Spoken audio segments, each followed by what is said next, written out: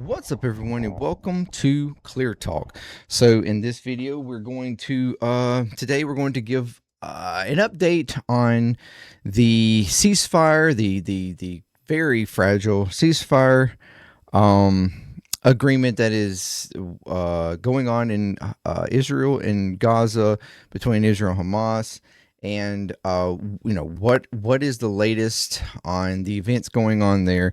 After we are hearing of ceasefire, uh, breaking ceasefire agreements and all this kind of stuff. And so what's going on over there? And we're going to talk about it. So thank you very much for joining me here today. If you are new here, welcome to Clear Talk. If you'd like to check out more videos from the channel, please do so. Consider subscribing, like, share, all that good stuff. And also check out videos from my other channels, JMDPLAY, Puzzling there. If you subscribe there as well, that would be fantastic. Helping out with the YouTube algorithm and getting more videos in front of people. That would be amazing. Helps out the channels, helps out me, helps out the JMD Nation at large. And if you'd like to give any kind of support, there are links there for support, whether it's ongoing support or one-time donation stuff. If you want to become a part of JMD Nation, that would be amazing. And any support you give is very much appreciated. And thank you very much. If you are returning, you are freaking amazing. Thank you very much for returning over and over again. And stay with us. So, as we left, I think left off with Israel and Gaza, we had a ceasefire agreement that, I personally questioned the legitimacy of it, or how far it was going to go. Hamas had released all of the living hostages, and I think at the time it was around 9 of the dead hostages. And they were still trying to get through the rubble and find and locate bodies. They were asking for assistance in trying to get to these bodies. And then, of course, Israel released thousands of prisoners. And so we go all over that. So what has happened since then? All right. Well, the latest is that there was an explosion in the Rafah area in the southern part of the Strip. And immediately, Israel came out blaming Hamas, stating that it was Hamas or some sort of affiliate of Hamas who created the explosion, and it killed 2 IDF soldiers. And in retaliatory response, Israel dropped multiple bombs across the Gaza Strip, claiming to attack like military installations and families associated to Hamas and whatnot, blah, blah, blah. It wound up killing, I think, somewhere in the neighborhood of 35 individuals. And some of the areas were like even tents. Some of the places where tents were hit, that had people that were trying to there's supposed to be a safety area. They were trying to, and so this is clearly, once again, is extension of Israel just over retaliating, indiscriminately bombing areas that they claim were Hamas, but they are clearly not. And on top of that, without any full evidence of what the initial explosion was. But we actually have reports from U.S. intelligence stating that this was not Hamas, and that it was actually Israel settlers that were put in place by the government to go through areas. They were in a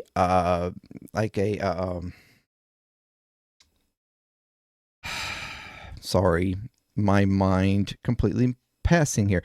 And a bulldozer. The bulldozer that was had run over an unexploded ordnance.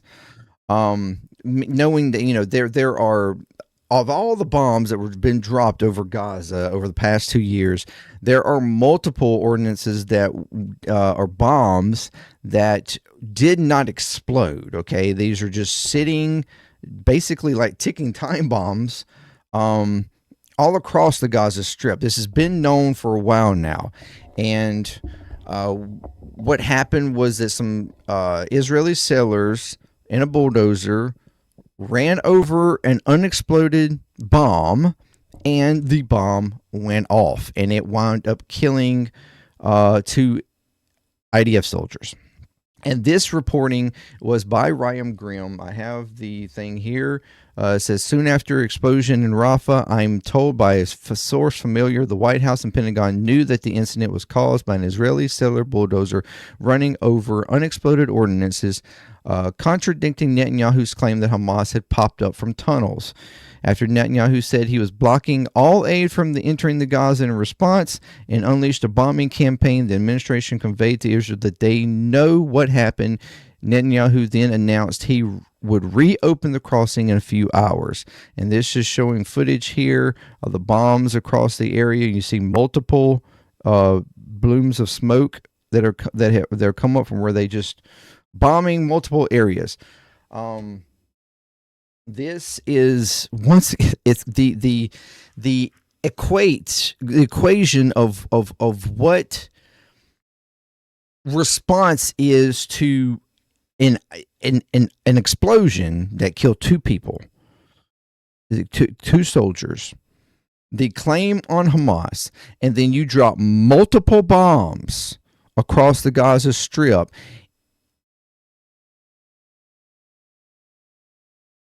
In retaliatory measure, killing around 30 to 35 Palestinian citizens. This is not how you conduct. This is not how you conduct a ceasefire, much less conduct a war or your claims on a war. Like it doesn't equal. It doesn't equate. Okay. This is not tit for tat. This is, I poke you in the, you poke me in the eye and I stab you, shoot you in the face. Like this is not, this never has equated when it comes to Israel and how they retaliate on anybody. There are reports that they have broken the ceasefire as up to 47 times already. And this is, again, history of Israel. They do not, like, ceasefire means you cease, we fire. They, in anything that they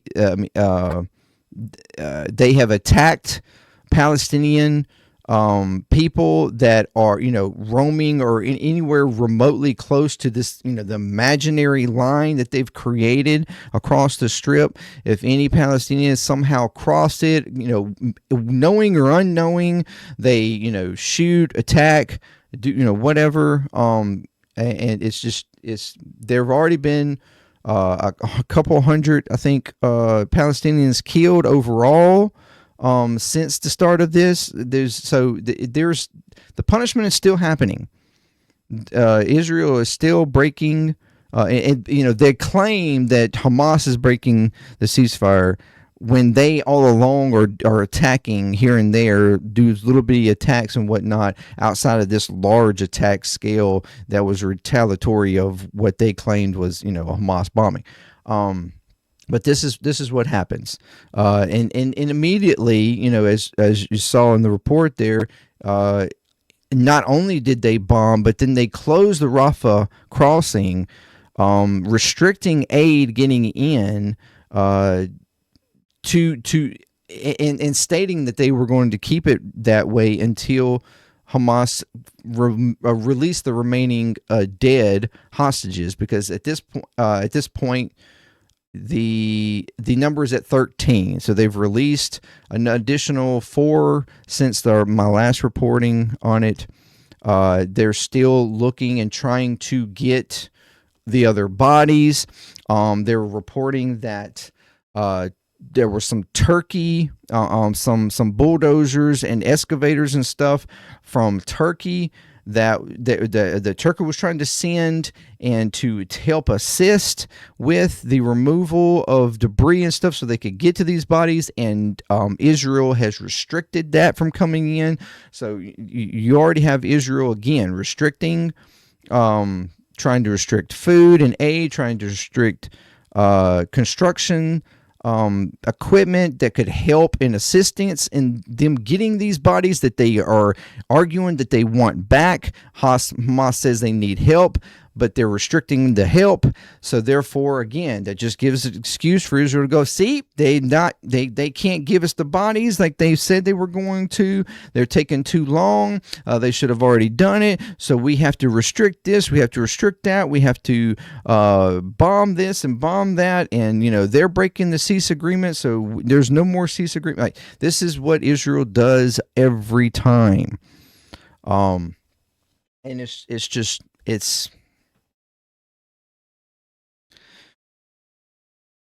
now, so far, because the U.S. came back at Israel and set the record straight that it was not an actual Hamas attack, the Rafah crossing has now been reopened, allowing aid in, although aid is still being restricted. There was roughly, I think, on average, around 750 pounds or whatever of aid. In what was requested is around 2,000 pounds a daily. And that is so that's still the what it was the agreed upon amount of aid is still not getting into Gaza. So Israel is still restricting that heavily. Less than half of what was agreed upon is being let in. So that is, again, the more stuff that Israel does to restrict. And so these are all this is all a part of breaking the ceasefire agreements. It's not just like shootings or bombings or stuff like it's all these little agreements that you claim that you agree to in it, like aid and other stuff, and then you are restricting the ability for this type of aid or like the infrastructure, equipment and stuff like that getting in. You are restricting the function and the process of this ceasefire, and that all equates up to the claim now that they have broken the ceasefire agreement 47 times approximately. This is what Israel does. This is how they keep control of the area, and keep control of the situation so that they can argue that, the other group, the other side is not adhering to the agreement. So then they have to retaliate or, make the claim that it's been broken so we can go right back to bombing, because that's just Israel. That's what they do. They are, homicidal, genocidal maniacs. The government and the leadership and the military of Israel. That's what they are. That's what they have been. And they're in the campaign of eliminating Palestinians, of taking their land. And it is just. That's what they do. And that is basically your update right now. There was, as far as Gaza is concerned. So yes, aid is getting in. It's being restricted. Hamas is trying to get bodies back, but efforts and equipment needed to get those back is being hindered by Israel. Hamas has also, they're reporting that Hamas has committed some killings, murders within the Strip, to where they claim are counter active gangs and stuff like that, and so they're trying. That's their way of gaining control of the Gaza Strip, like bringing back in their enforcement of security in the Gaza Strip. It doesn't look good, and I don't agree with it.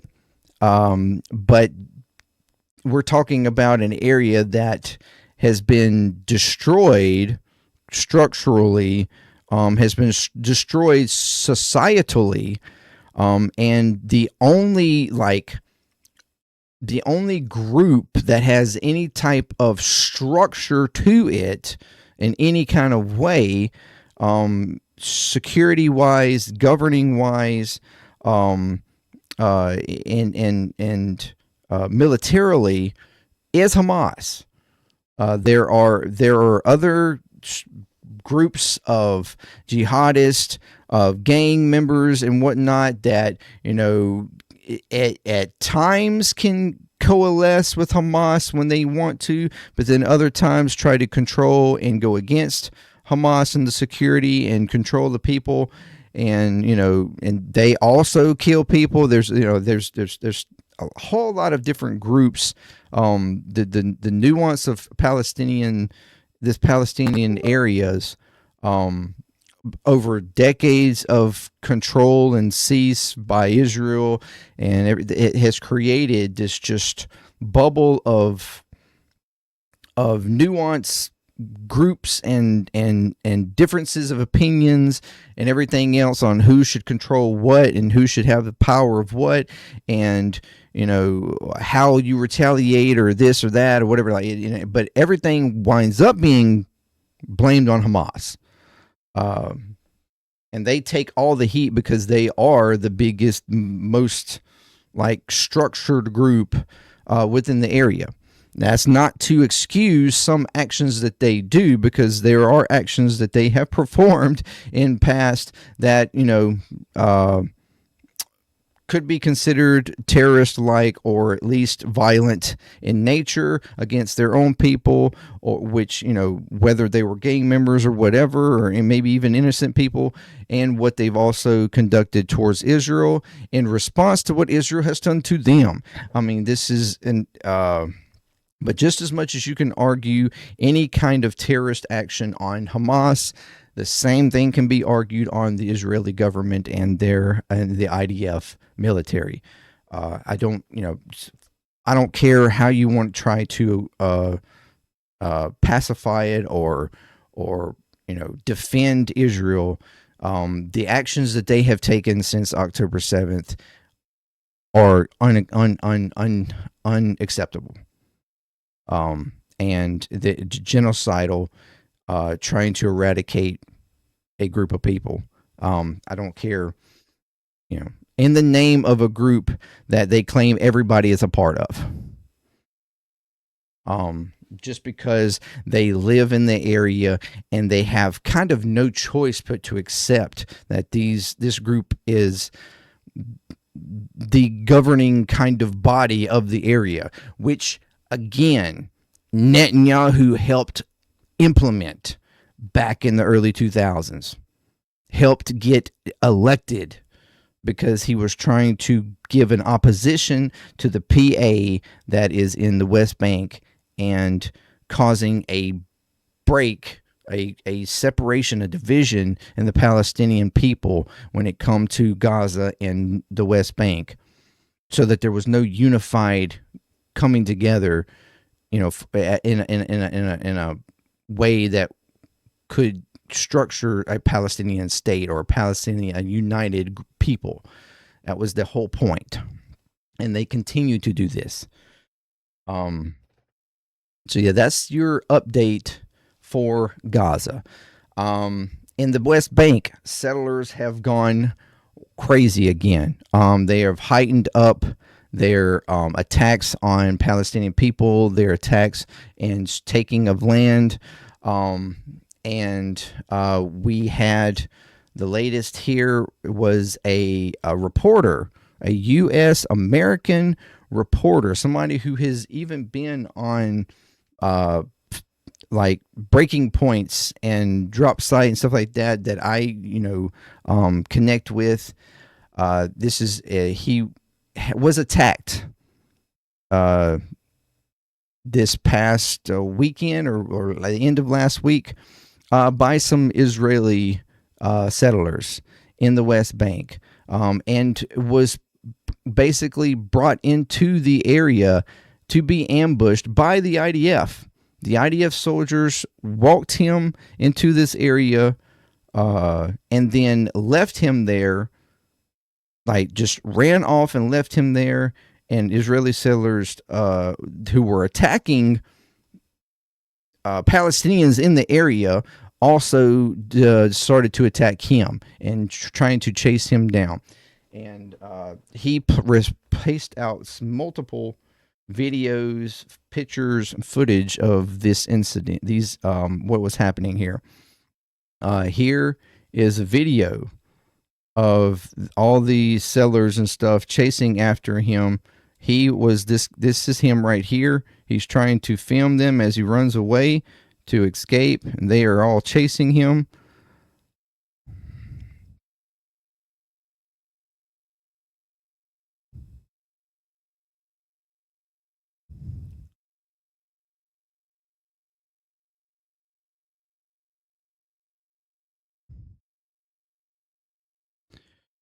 You have here, I think this was the vehicle that they were in, which is what the vehicle this was. Or maybe it's another vehicle. I don't know. This the vehicle I think that they were in. The settlers set the car on fire. And then continued trying to chase after him and other Palestinians. This is a settler who attacked a Palestinian elderly woman and was trying to beat her with a stick. This is the video where he was trying to intervene on this attack, I believe.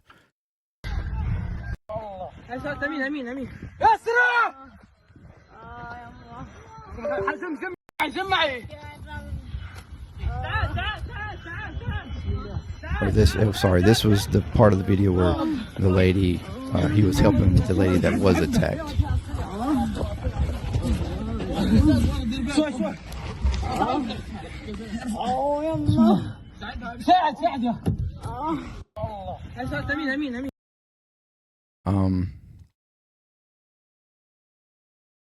Here is a full video.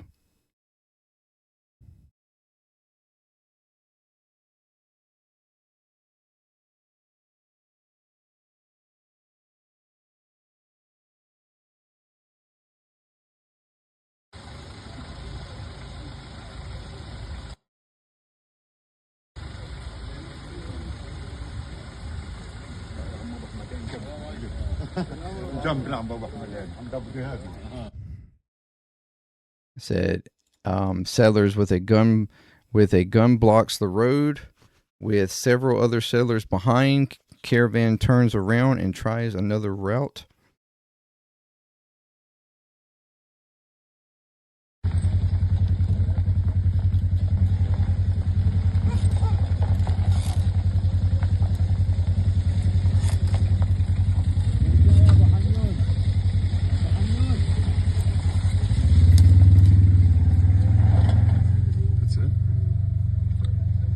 Get through. He has a gun. He has a gun? Yeah. Oh, I didn't see. Where's the gun? In his right hand. Oh, yeah. That's a gun, all right. At 8:16, the other route is successful. Farmers and workers disperse to their own plots of land. Different kind of surprise here.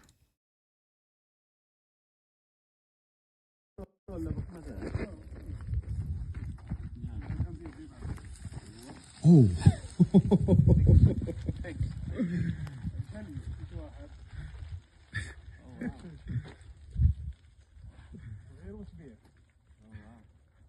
Not the settlers I was expecting.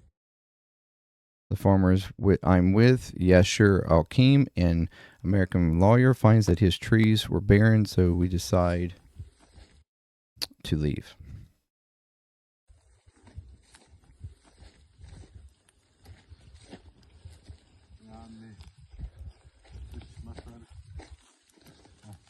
اللي عليه هذا من العام هذا يابس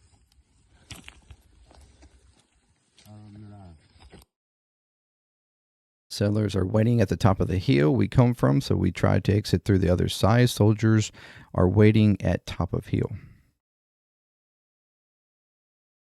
Looks like there's an army jeep. I mean, it's probably a safer bet than the settlers. That's what I'm trying to figure out.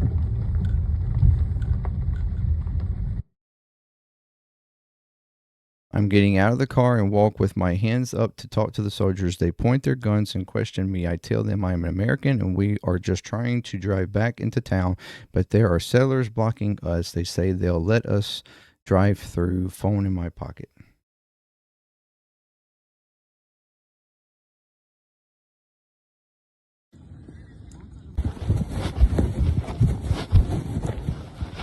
You speak English? We just need help getting out because the settlers over there are blocking us. This is the only other way.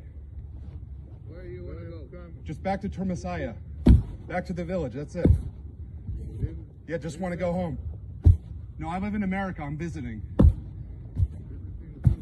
family here? No? No. I'm here for the olives. Okay, you have passport? In the car. Bring it.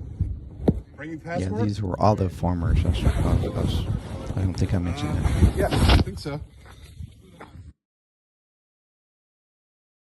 I walk back to car and we drive up. I mistakenly believe soldiers said they would make the settlers leave. Instead, as soon as we pull up to the car, the soldiers speed away and leave us with two settlers on an ATV, including one with a gun. There are also a few other farmers with a car with a smashed windshield. Oh, there's the settlers. They're protecting. Right here. Nice. This way? And then you can go, okay? Oh, you're going to move them? Yes. Oh, thank you. He said he's moving the settlers. We all get into our cars and begin to drive off, but the smashed car gets stuck, so I get out to try to help. The settlers appear to have left.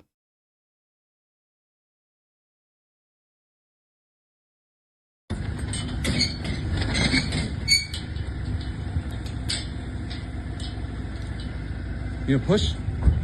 Push.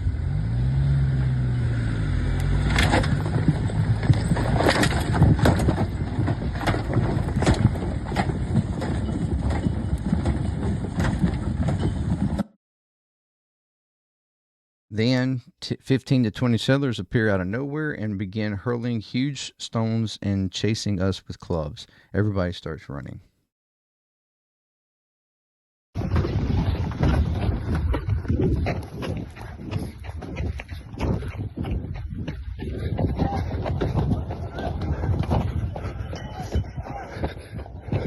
Hey! Hey! Press! Press! American press! American press!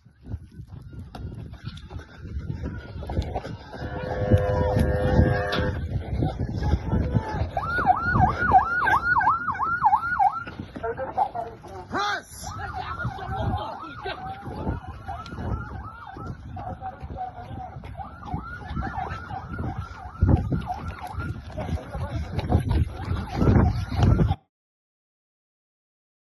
I get back into Yashur's car, but the settlers are immediately behind me, and there is a line of cars trying to escape, so we can't move. Settlers smash through our rear windshield with clubs and stones.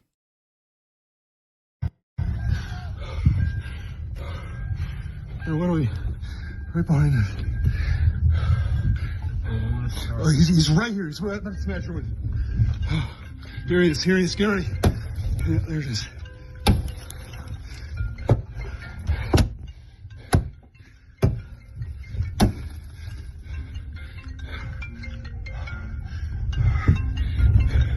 Are the doors locked? Oh, fuck.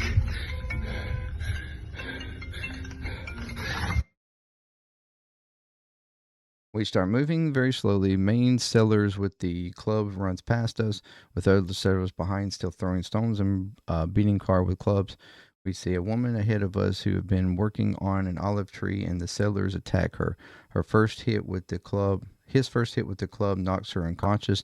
Then he hit her 1 or 2 more times with club when she was on the ground.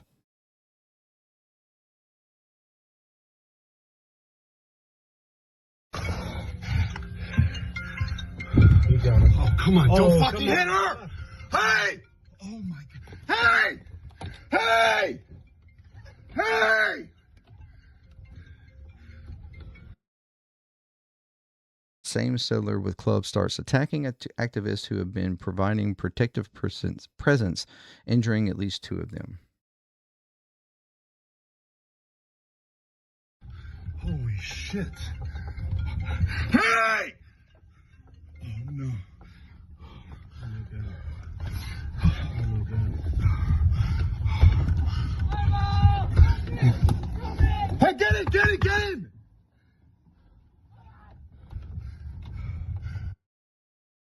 Settler attacks our car again.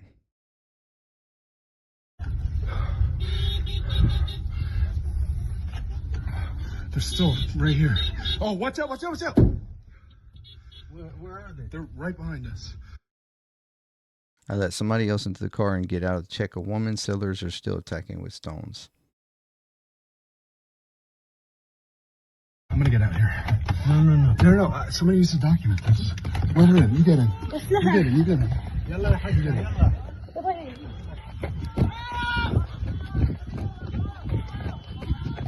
This is where he runs back to help the lady that was attacked.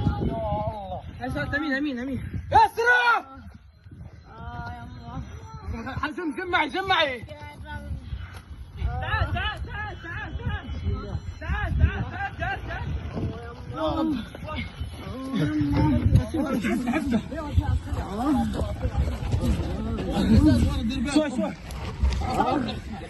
documenting.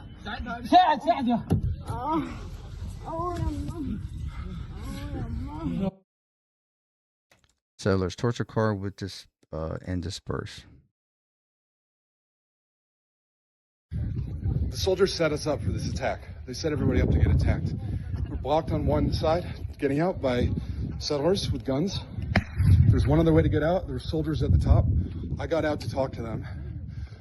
And they said, yes, come up. So we started going up. There were 2 settlers up there in a car whose windshield they had already busted. And then as soon as we got there, the soldiers jetted off in their Jeep, left us alone with the settlers.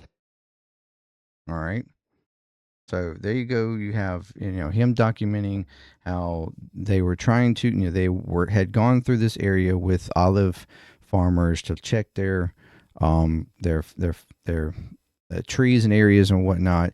They were just trying to go back to the town, and there was Israeli settlers blocking the roads in certain parts. They were trying to get out safely. They saw the military, IDF soldiers that are in the West Bank at the top of the hill. They requested assistance with getting out. They said, sure, come this way or whatever, and then got them to the top of the hill or whatever, and which happened to have settlers up there too. The soldiers then proceed to take off and leave them behind, and they wind up getting attacked. And a part of the attack on the Palestinian farmers and that were in the area just checking their trees or whatever, doing nothing, no kind of crime or anything like that, but settlers attack. This is what happens all the time in the West Bank. Palestinians get attacked by Israeli settlers all the time, and to injure them, to press them, to remove, leave their areas, to remove them from their lands and take their lands, and this is what happens all the time. And this U.S. American reporter got caught up in it, with his life at stake, trying to document it to show, the type of actions that happened in here. And then he even finds the soldiers that left him afterwards, and they basically were just telling him, well, you can make your claims, you can, put charges or whatever if you'd like to. This particular guy, here's the one that he says specifically, so-called was assisting them, but then left. And then eventually another soldier comes up, basically arguing that he was creating propaganda against Israel. And that was their line from there on, that he was trying to create, anti-Israel propaganda, making claims on them that were false.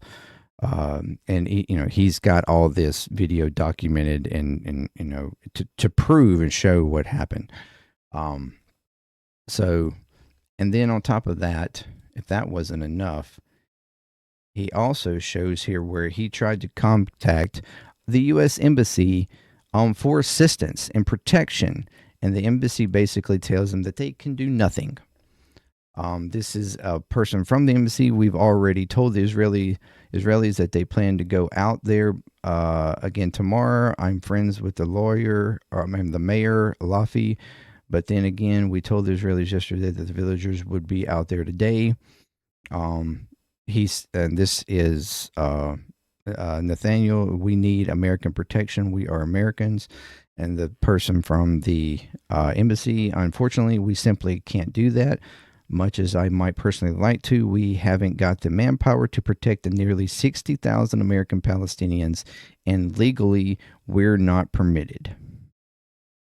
He says, I'm an American tourist. Can you protect me? Unfortunately, no, the protection of American citizens is always the responsibility of the host nation government, which is why we pull our embassies out of places that host nations can't or won't protect them, like Syria, Iran, Yemen, Venezuela, etc. Okay, well, clearly Israel can't protect either, so why do we have an embassy there? Are you implying that Israeli government will protect me and other Americans here? I don't understand. The IDF led us directly into an ambush. Their response, that's what's supposed to happen. Yes. So the embassy claims that they can't protect the nearly 60,000 American Palestinians in the area, but they will go out of the way to protect Israel citizens. You can't protect the American Palestinian 60,000 citizens there. You're not legally permitted. But you have no problem taking our money and sending it over there to Israel and protecting their citizens and allowing them to bomb, destroy, to work along with these settlers in taking land and killing Palestinians. No problem there. So clearly, where's the America first that they always argue? Apparently it's not American first. It's Israel first. This American tourist reporter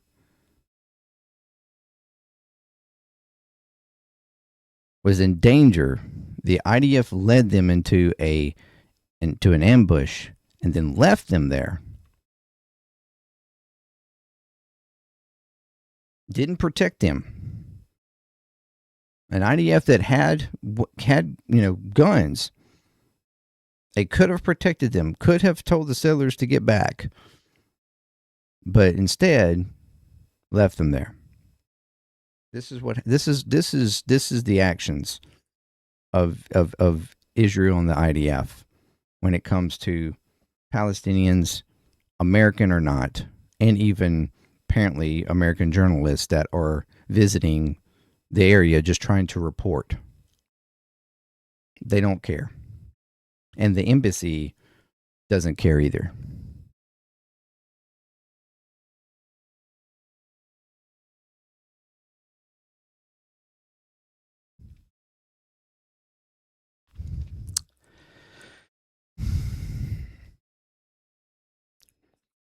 An embassy that the likes of Huckabee is in control of. And clearly that's his policy. Israel first.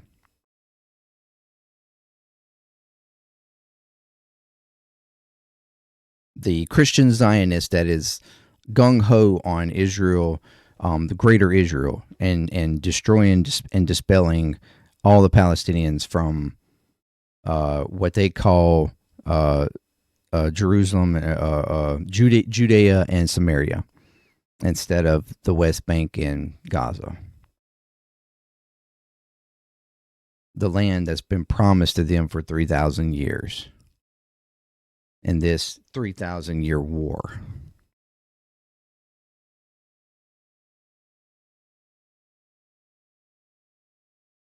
That is what happens there.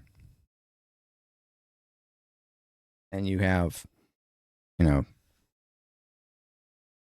evidence and documentation, video, texts showing that they don't care. This is allowed. And the U.S. apparently does nothing about it. Claims that they can't. Yeah, we know that in the past they have when they wanted to. But under the current administration, the current people in control, no, they don't care.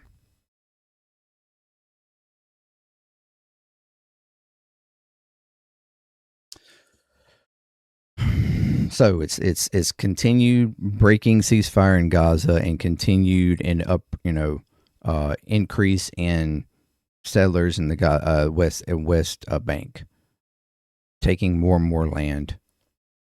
It was settlers in Gaza that ran over an unexploded bomb that killed IDF soldiers and caused Israel to drop bombs again, breaking the ceasefire in a retaliatory measure that apparently is supposed to equal